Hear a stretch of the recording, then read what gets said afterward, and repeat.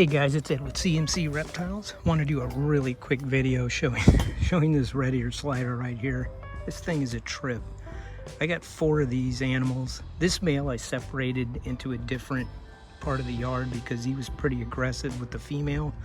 So I used an old planter box, dug it out, put a small little, that's like a 7-gallon tub in there, and then he has this little platform where he can climb in and out. But you can see this guy's just chilling, sunning. He's got those back fins out, those web feet. He's just absorbing all that sun. But it's amazing how these turtles versus the tortoise, these guys can handle some extreme heat and they actually like it.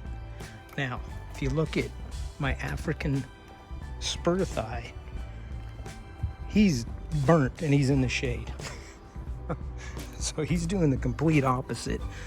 He don't want nothing to do with that sun, and it's only 85 degrees today. It's not like it's scorching, you know. And I wet these guys down when it's really hot. But the thing about turtles is, of course, they get to just jump back in the water when they get nice and toasty, and they could swim around in water temperatures that are below their body temperature, so they cool down pretty fast. Even the tegu is in the shade. He's in his hutch. He'll come out when he sees me walking up here. Watch. There he is. He's like, nah, it's too hot out here. And like I said, it's not that. I mean, that platform right there gets pretty hot. I got it. It could get to 120 just when it's 80 degrees out here. And I just fed him a big slab of tilapia. You can see the calcium on his nose because I had some calcium powder. I definitely need to soak this guy because he always has issues with the tail shed. So I end up soaking him and then have to peel the tail off. But yeah, even this guy.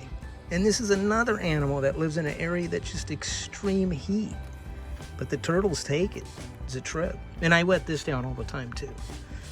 There's another male and female right here. There's another male in here somewhere else too. But the wood turtles, they're all in the shade. But the sliders, these guys are just a trip.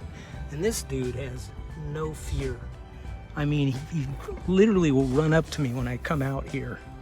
I mean, they're pretty smart animals on top of everything else. But it's pretty amazing. It's probably the most common pet. You go to Petco, PetSmart, and buy red-eared sliders. And I probably I rescue more of these than anything. And mostly wild. You know, I get calls that they find them in the street, or they found one in their backyard. I got a call from a school one day, they found one in the schoolyard. And of course, these are invasive to California, so you can't release them back in the wild. So I just keep them. And I mean, they're pretty neat pets. I just got done feeding this one some tilapia. So he's just stretching out those back fins. I mean, look at that.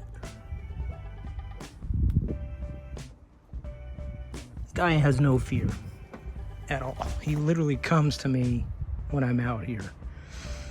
So do the other ones. I mean, they recognize you as the person that has the food, so they pretty much learn those routines, and they're actually fun to have when you keep them outside.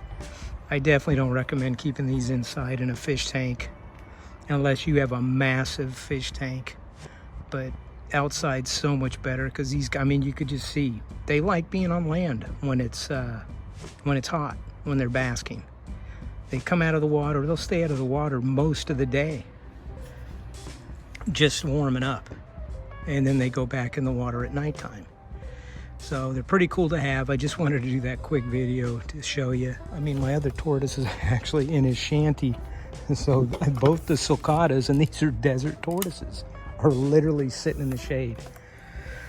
And then here these little turtles are just loving the sunlight. All right, guys, I'll talk to you later.